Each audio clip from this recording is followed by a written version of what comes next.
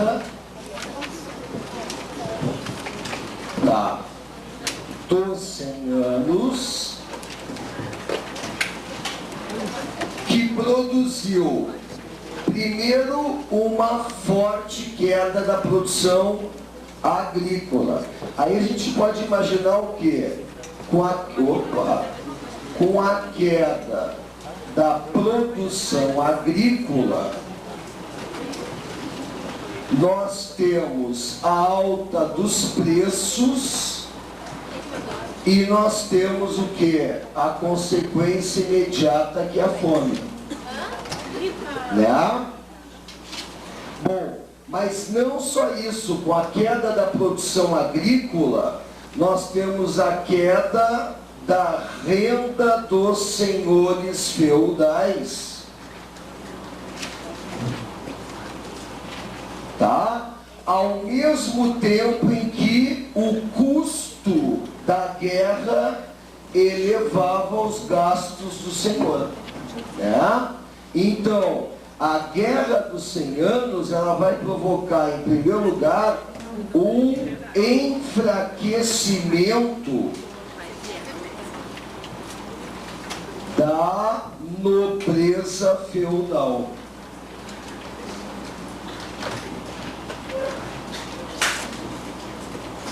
Paramos aqui. O que vai potencializar isto, o que vai tornar isso ainda mais dramático, é aquilo que eu já tinha indicado para ti na semana passada, a peste negra. Por quê? Pela alta taxa de mortalidade que a peste produz, né? Dependendo da região, de 1/3 a 1/4 da população. Então a produção agrícola cai ainda mais, a queda das rendas feudais cai ainda mais. Então isso vai enfraquecer ainda mais a nobreza. Então a peste negra, ela, aquilo que eu falo para ti, ela potencializa a crise. A crise já existe, ela se torna pior. Tá? Por quê? Porque em função de apenas 3 anos, esse é o problema, né? Repentinamente cai a produção. A coisa ficou pior ainda. Tá legal? Bom, o resultado disso, preço subindo e a fome se estabelecendo. O desespero com o futuro da guerra. Bom, o que acontece? As classes sociais começam a se mover, cada um querendo realizar os seus interesses. O que a nobreza faz?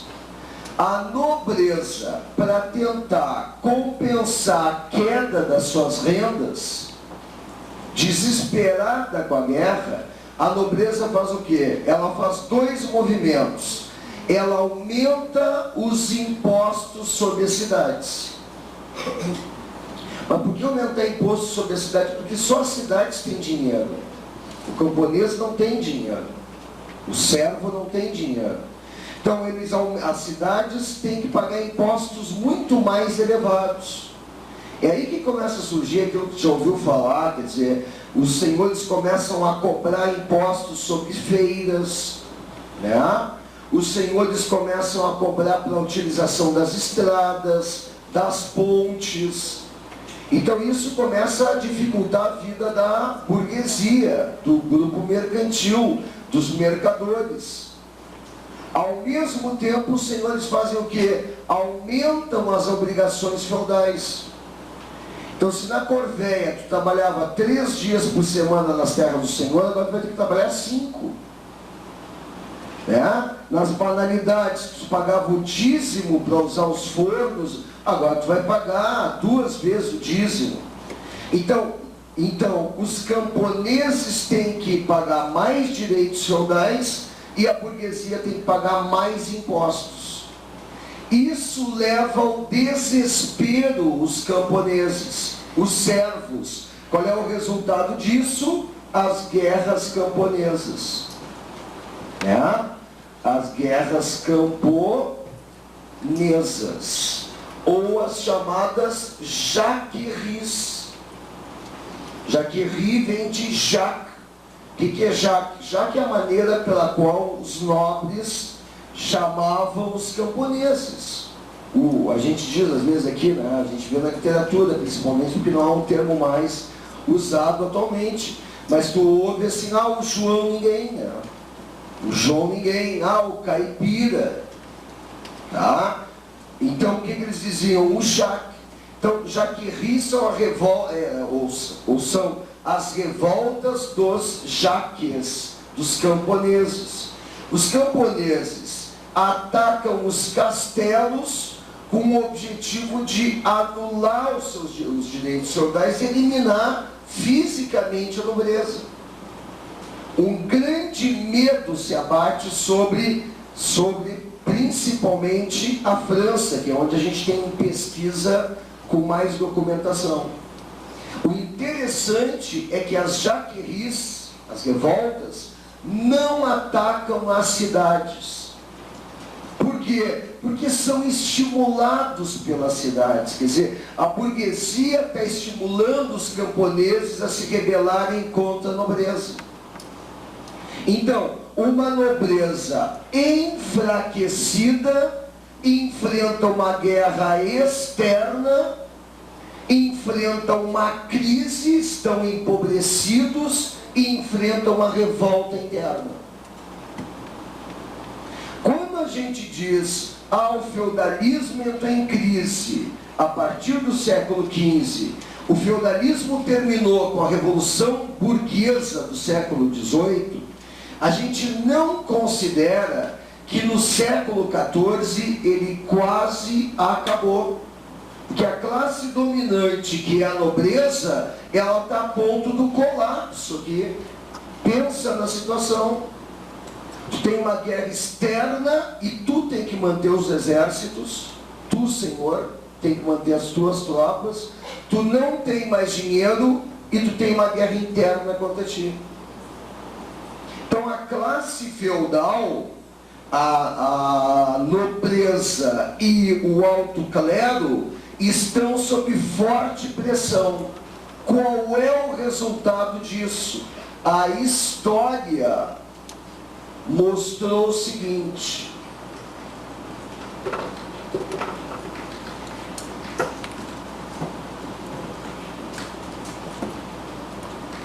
olha só que letra linda que está vindo.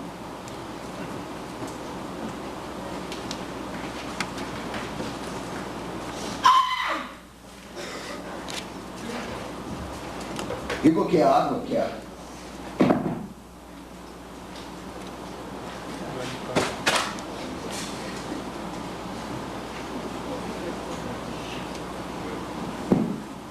Ai.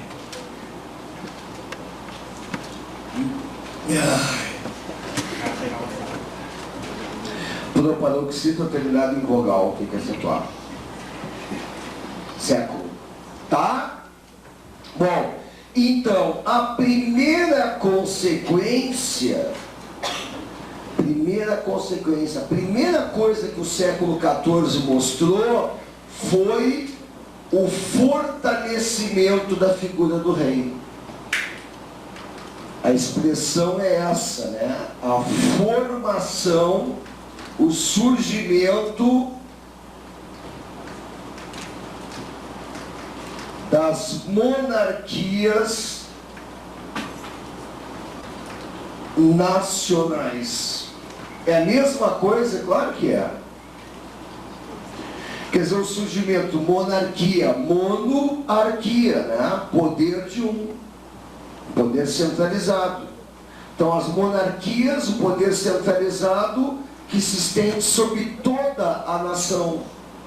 O poder do rei aumenta. Ou tu pode dizer o absolutismo monárquico. Ou tu pode dizer os estados modernos. Tanto faz como tanto fez. Mas como é que isso aconteceu? Olha, o que tu vê é que ao longo do século XIV, de novo, nós estamos na nossa França aqui. Tá? Então, nós tínhamos o nosso rei fraco aqui em Paris. Nós tínhamos a nobreza com uma alta nobreza, com muito mais poder. Tá? E nós tínhamos uma ramificação do poder, nobres de menor expressão, que também tinham uma relativa autonomia com relação à alta nobreza. Então a alta nobreza com mais poder que o rei, e os setores da nobreza de menor grau com relativa autonomia. Só que esses nobres não conseguem mais manter as tropas em guerra e não conseguem controlar as revoltas camponesas. O membro da alta nobreza não consegue ajudar os nobres de menor grau. Então o que acontece? Este senhor desiste de manter os seus exércitos e procura o rei. E o rei negocia. É o momento que o rei aguardava. Isso observa na história francesa com os chamados capetingios, os reis, os capetos. Né? Então o que acontece aqui? O senhor vai dizer ao rei: eu não posso mais manter os meus exércitos. E eu preciso de ajuda para conter as revoltas camponesas. Então o rei faz o seguinte: eu assumo as tuas tropas, mas não te dando dinheiro apenas, eu assumo o controle das tuas tropas. E tu vai renunciar ao direito de ter tropas. Então o poder militar desse nobre desapareceu. O rei assume as tropas e derrota as revoltas camponesas num mar de sangue. Mas o poder militar do rei aumentou. E isso vai continuar acontecendo com todos os setores. Este nobre aqui da alta nobreza falido, ou ele se subordina ao rei, ou ele será derrotado pelo rei. Não é por nada assim que aqui surge o canhão. Mas o canhão e o mosquetão eram armamentos caros, que apenas os reis tinham dinheiro para comprar. Então, quem é tu, um nobre de alta estirpe, frente a um canhão? Então, com o poder militar aumentado, o rei subjuga a nobreza, mas derrota os camponeses. Tá? Bom, mais do que isso, a partir de agora, apenas o rei fará as leis, não mais no apoio. Que bonito. Pode entrar. Está havendo uma centralização do poder militar, uma centralização do poder jurídico de fazer leis. É a justiça do rei que vale agora. Está havendo uma centralização na cobrança de impostos. Tá? Então há uma submissão dos senhores ao rei. O Estado se fortalece e se impõe sobre toda a nação. Então, o enfraquecimento da nobreza em função da crise permite isso. Da onde é que veio aquele recurso para o rei fazer isso? É que o rei, na medida em que ele vai subjugando os nobres, o rei vai emancipando a burguesia. Então, por exemplo, o rei vai tornar as estradas livres. Não há mais cobrança de pedágios. O rei vai assumindo a construção de pontes que são livres. As estradas são reais. A moeda passa a ser do rei. A lei passa a ser do rei. O rei determina, os reis franceses, é a única pesquisa que a gente tem na história da França. Então a gente faz de conta que é na Europa inteira, mas estamos falando da França. Os reis determinam que cada cidade elege o prefeito da municipalidade, quer dizer, a burguesia elege o prefeito da cidade. E cada cidade faz as suas próprias leis internas. desde que não se rebele contra o rei. Então a burguesia é emancipada. Em troca, ela paga os impostos do rei. Então, na verdade, está havendo o quê? Uma transferência, mas é pouco imposto, o que cada cidade paga, é verdade. Mas tu reúne todos, tu tem uma bruta grana aqui. Então, há uma centralização dos recursos, há uma centralização do poder, há o fortalecimento da figura do rei sobre todo mundo. Tudo bem. Agora, este rei que está aqui, ele sabe que o poder dele depende do poder militar, e isso depende de dinheiro. Então, o que a gente observa é que o movimento desses reis vai ser de apoiar a única atividade econômica que é rentável nessa época. A agricultura não é rentável, ela está em crise. A única atividade rentável é o comércio. Então os reis começam a apoiar o comércio. Tu observa no século XIV e XV o quê? Que a grande preocupação dos reis é desenvolver teorias e práticas econômicas que beneficiam o comércio.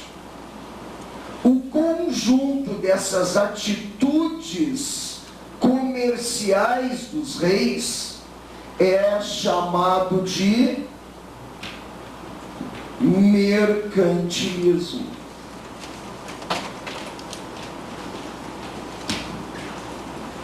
A gente diz o mercantilismo é uma época. O mercantilismo ocorreu entre os séculos XV e XVIII. Eu concordo que é uma época. Mas qual é a característica dessa época? Os estados nacionais intervêm na economia, dirigem a economia. Com que objetivo? Expandir a atividade comercial.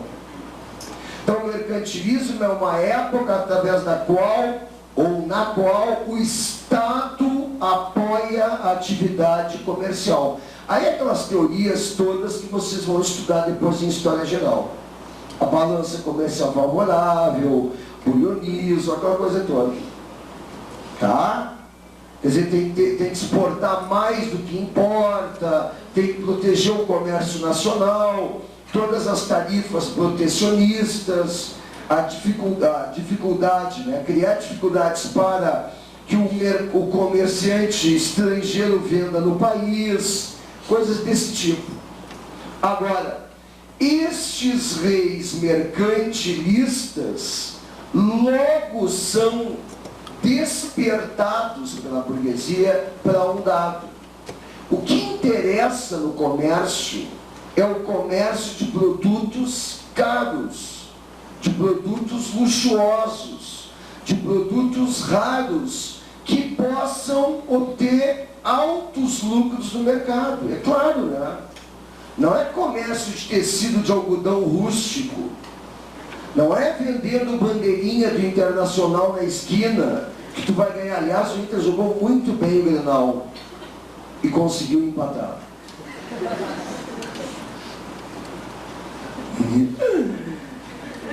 Eles jogam bem, eles empatam. Que ganhador. Tudo bem. O próximo Grenal vai ser 7-0. O Inter. O Inter ganhando o Grenal é impossível. Impossível.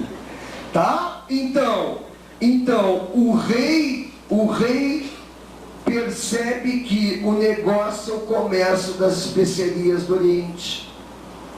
Mas estas especiarias do Oriente se transformaram num negócio monopolizado pelos italianos. Então, esse rei com dinheiro e poder vai fazer o quê? Para defender os interesses comerciais. Ele vai apostar todas as suas fichas na busca de um acesso para as especiarias. Quer dizer, né? isso levou os europeus a buscarem um caminho marítimo para as Índias. A famosa expansão marítima. Então, o que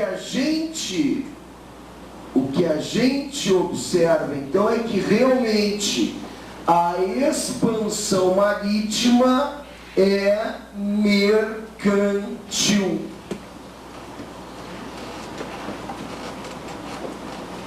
Que a expansão marítima é feita pelos outros países que querem acesso às especiarias. A expansão marítima não é um objeto dos italianos, porque eles não precisam disso. Das cidades italianas, melhor dizendo, não existe a Itália na época, né? A Itália só vai aparecer no século XIX como país unificado.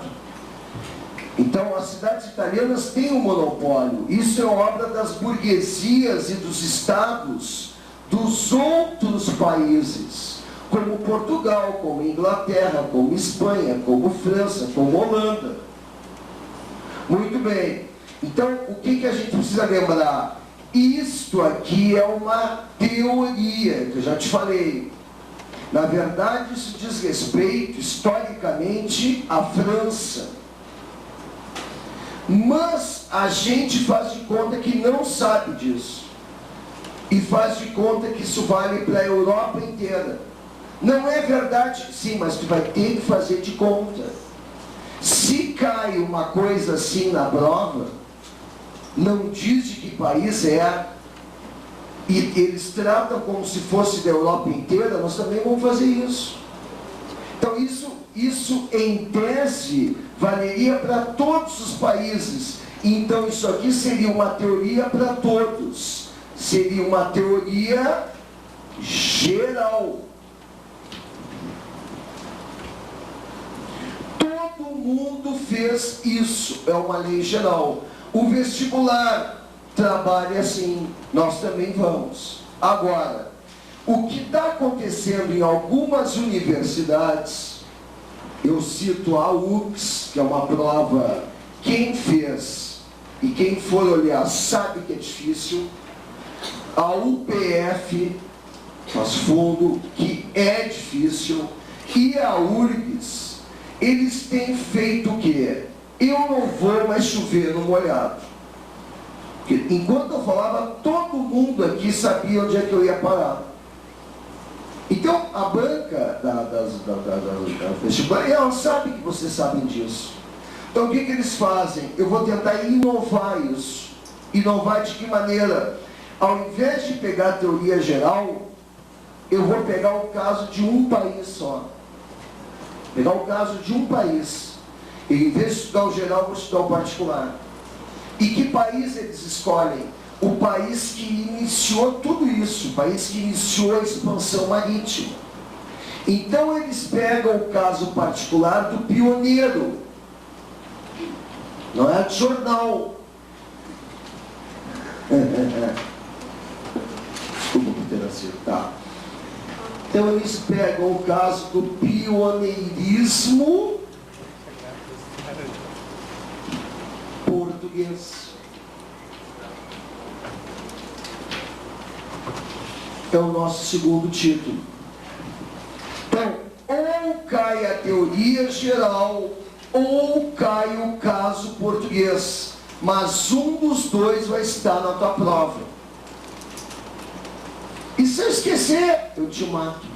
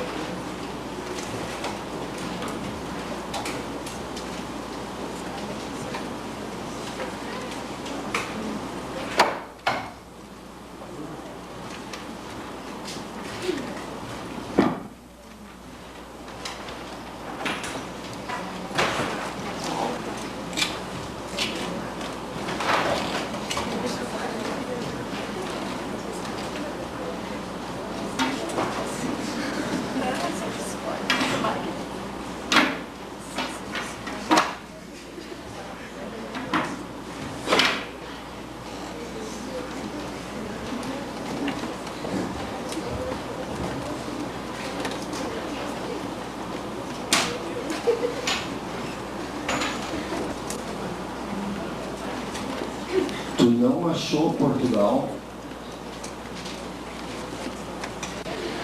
Portugal está aqui, verdinho. E onde é que está a Espanha? Laranjinha. Que bichice. E onde é que está a França? Marronzinha. Bem, então vamos falar um pouquinho de Portugal. A Península Ibérica é essa parte ali, né, de Portugal e Espanha. E a Península Ibérica, ela foi ocupada pelos muçulmanos. Toda a península, praticamente toda a península caiu na mão dos muçulmanos. Tá? Então eu vou tentar trazer para cá. Lá está a fronteira com a França. E aqui a Península Ibérica. Então os muçulmanos, eles ocuparam os dois lados da península.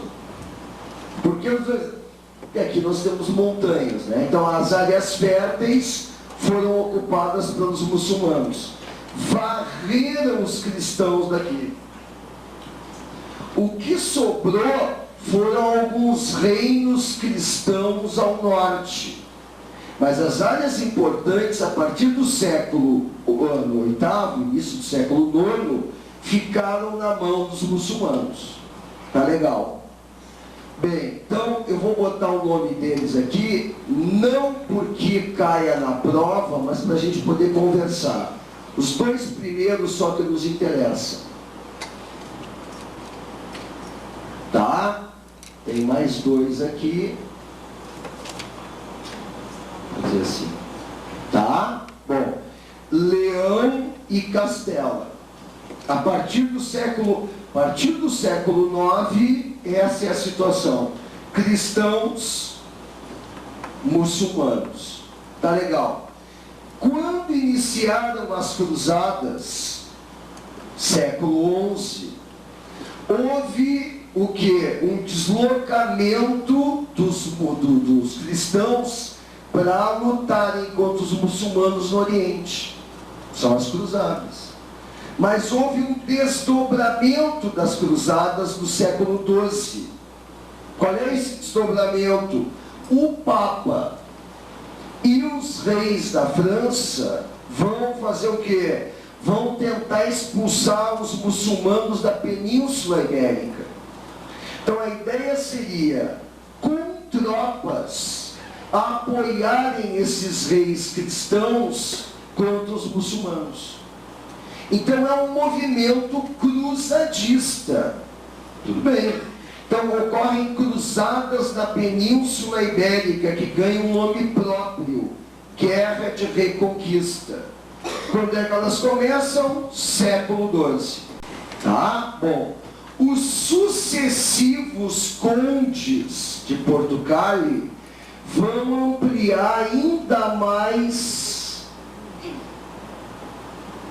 o condado. E vão ampliando, e vão obtendo vitórias. A cada área que eles ocupam é a fronteira do feudo que aumentou. Não é o reino que está aumentando esse pequeno feudo aqui. Tá, mas é do rei sim, mas é a área desse feudo que está aumentando. E assim por diante. Quando a gente chega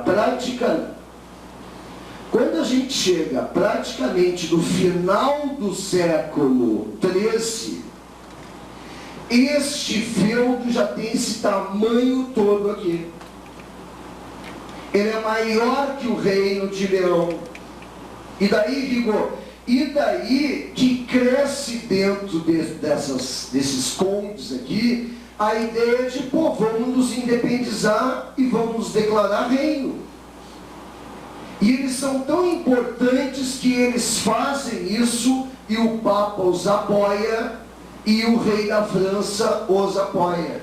E aí eles se autoproclamam reis de Portugal. Ah, mas Leão não gostou. Não gostou. Leão, aliás, já nem existe mais.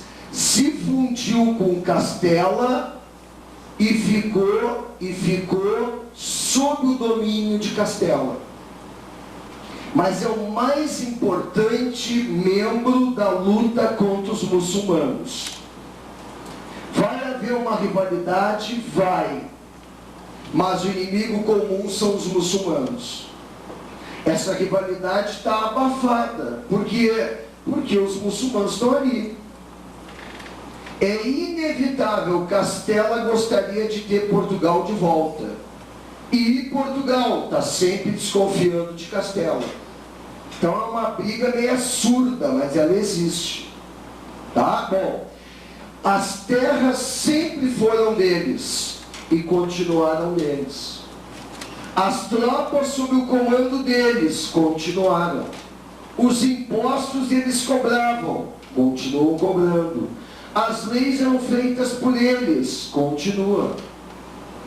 As cidades estavam no território, continuam. O que eu estou dizendo com isso? Que Portugal teve uma peculiaridade. Ele não teve o feudalismo clássico como o da teoria geral, em que o rei era fraco e se impôs sobre a nobreza. Não, o rei já nasceu forte.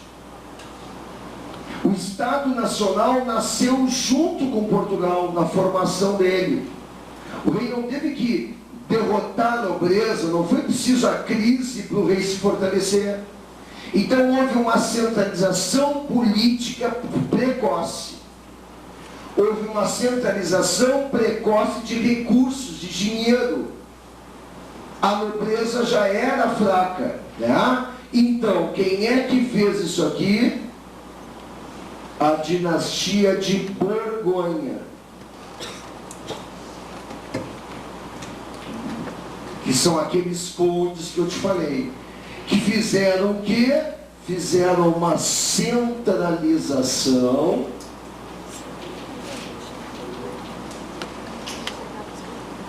precoce do poder. Quando? Já no século XII.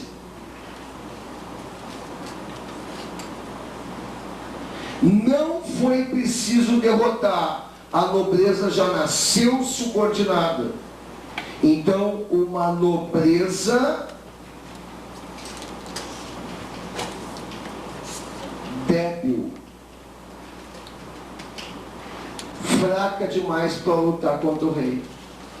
Então os recursos financeiros já estavam centralizados. Tá? Bom, acontece que tem uma peculiaridade aqui. A cidade de Lisboa. Lisboa é um importante entreposto de comércio.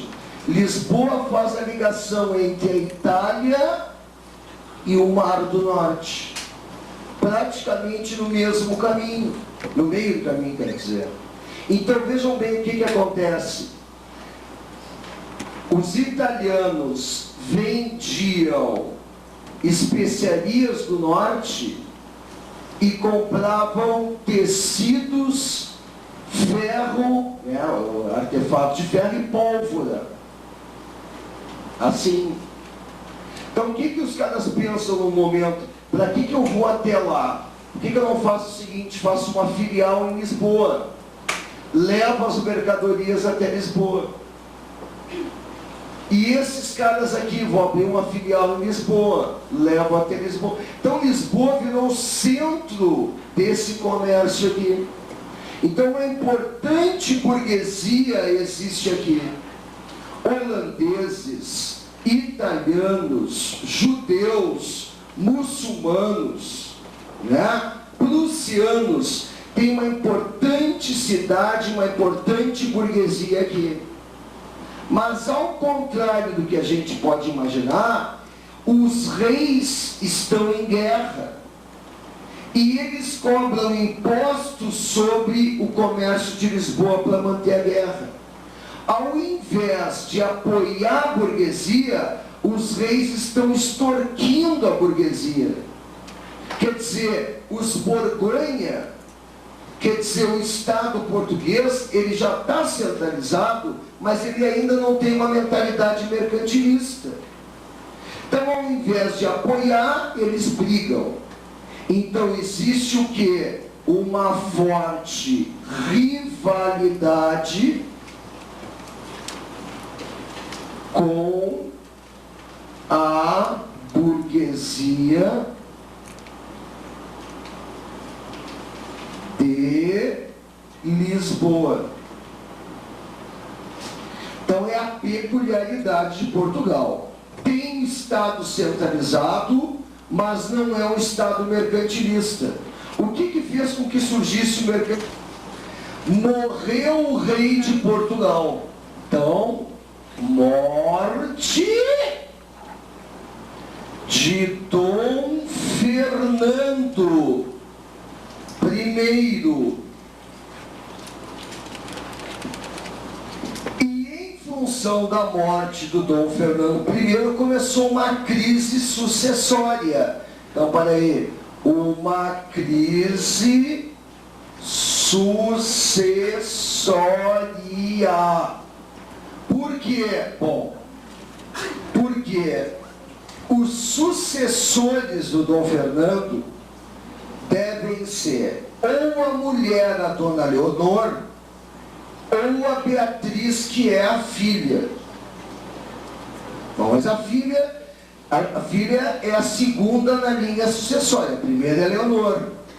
Mas olha aqui, ó, nós já vamos descartar a filha. Por quê?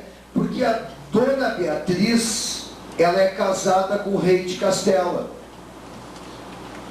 Bom, se ela for a rainha, a corte de Castela, pela lei sálica, né? A corte de Castela, ela vai predominar sobre Portugal. Nem a nobreza portuguesa quer. Porque ela já tem a nobreza portuguesa. Ela já tem poucos privilégios. E vai perder esses poucos privilégios. E a burguesia não quer por uma razão simples. Se ela já mantém a corte de Portugal, ela vai ter que manter a corte de Portugal e a corte de Castela. Mas a Dona Beatriz está fora, então. Bom, então o negócio é a Dona Leonor, a mulher do Dom Fernando. Só que a Dona Leonor é amante de um cara chamado Conde de Anqueiros.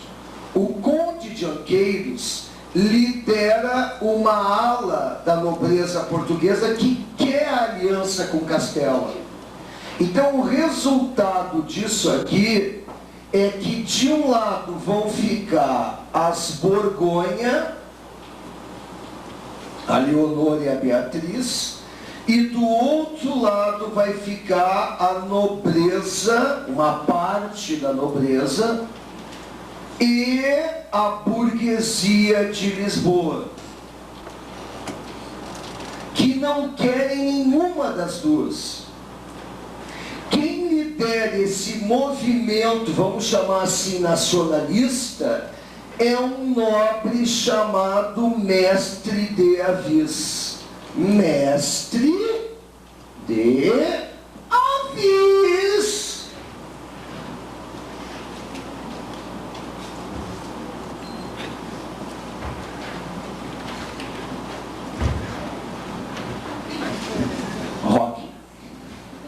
É o Mestre de Avis.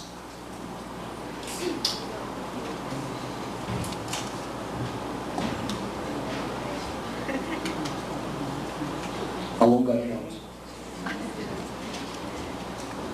Pare de me olhar e me tratar como um palhaço que eu não sou.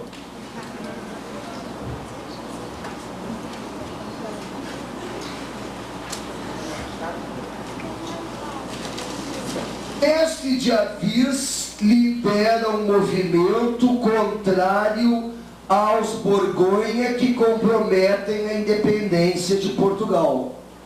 Assustada com o movimento, a Dona Leonor pede apoio ao Dom João II, não interessa o nome, que é o rei de Castela.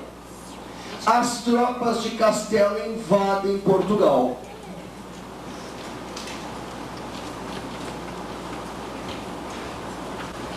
começa uma guerra. O nome dessa guerra vai ser Revolução. Como ela é liderada pelo mestre de Avis, Revolução de Avis.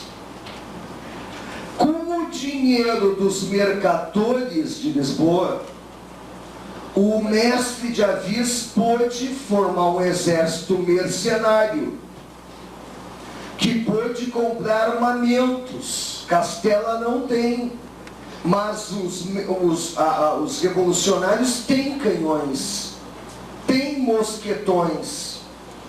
Derrotam o exército de Castela e expulsam de Portugal as Borgonha, as duas. O mestre de Avis é colocado no trono português.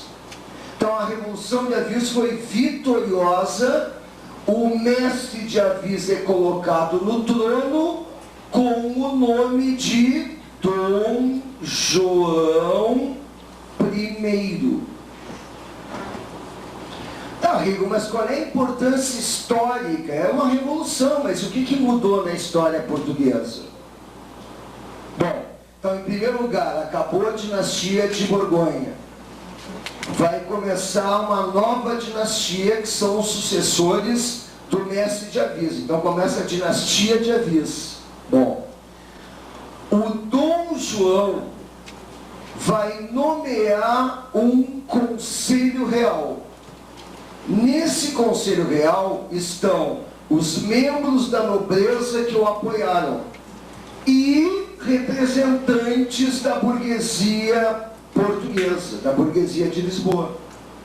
Então a burguesia subiu ao poder em Portugal, junto com Dom João, com o antigo mestre de Avis. E as atitudes do Dom João, todas vão levar em consideração os interesses dos mercadores de Lisboa. Por quê? Porque é daí que vem o dinheiro. É daí que vem o dinheiro para fazer o exército mercenário. É daí que virá o dinheiro para ele fazer um reino poderoso. Então o que passa a orientar as atitudes do Dom João, do mestre de Avis, são os interesses mercantis. Resultado, é daí que vai aparecer o quê? A escola de Sagres. É uma atitude que os mercadores queriam.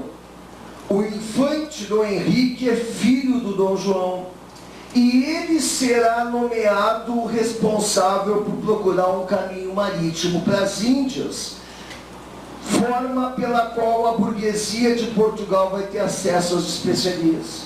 Então, como o Dom João começa uma atitude mercantilista dos reis,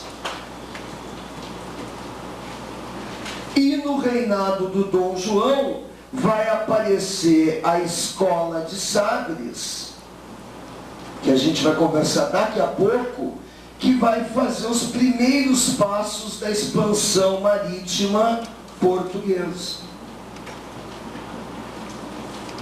O infante Dom Henrique. Então, ou eles pedem a teoria clássica, teoria geral, ou eles pedem a história de Portugal. Nós temos é que ver os elementos disso. Então assim, Elizabeth, é um exercício antigo, mas ele é bom para a gente. Então vamos fazer o seguinte, aqui nós vamos botar a teoria, aquela que a gente chamou de geral, pipó. E aqui nós vamos botar Portugal. Tu vai botar os 3 elementos da teoria geral e tu vai botar o correspondente na história portuguesa. Ou cai um lado ou cai o outro, mas vai cair na prova.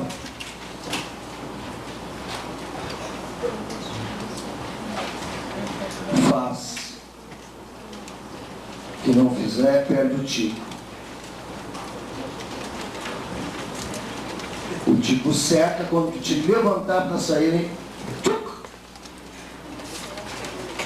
Tico seco cai, ele vai ficar sem tico. O sem tico.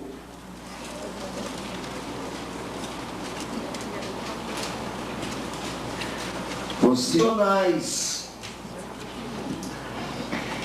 E quando chegar lá em janeiro, eu não vou saber o que é monarque. Então escreve direito, monarquia nacional. O que não escreve? Não quero. Sou rebelde. Eu sou rebelde porque o mundo quis assim. Porque nunca me trataram com amor. Tem. Bem, as monarquias nacionais deram origem ao período mercantilista.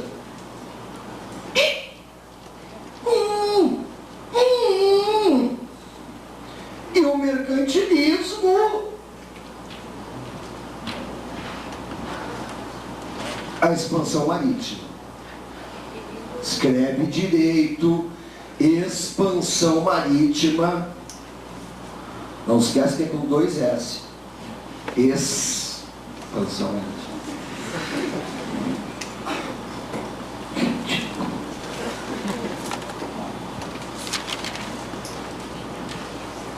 Quando tu fala uma piada e uma mulher não gosta, ela te olha e sempre fala assim.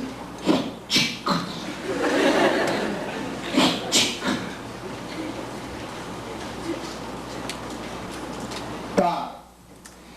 Bem, tá, mas agora eles querem a história portuguesa. Então a monarquia nacional em Portugal surgiu no século XII com a Guerra de Reconquista. Tá. Qual é mesmo o nome da dinastia que fez a monarquia nacional em Portugal? Borgonha. Muito bem. Borgonha. Tá? Bom, o mercantilismo com a Revolução de Avis. Revolução de Avis. E a expansão marítima? Isso, a Escola de Sagres. Tá? Aqui nós podemos botar o Dom João I. E aqui nós podemos colocar o infante Dom Henrique, filho de Dom João, né? Infante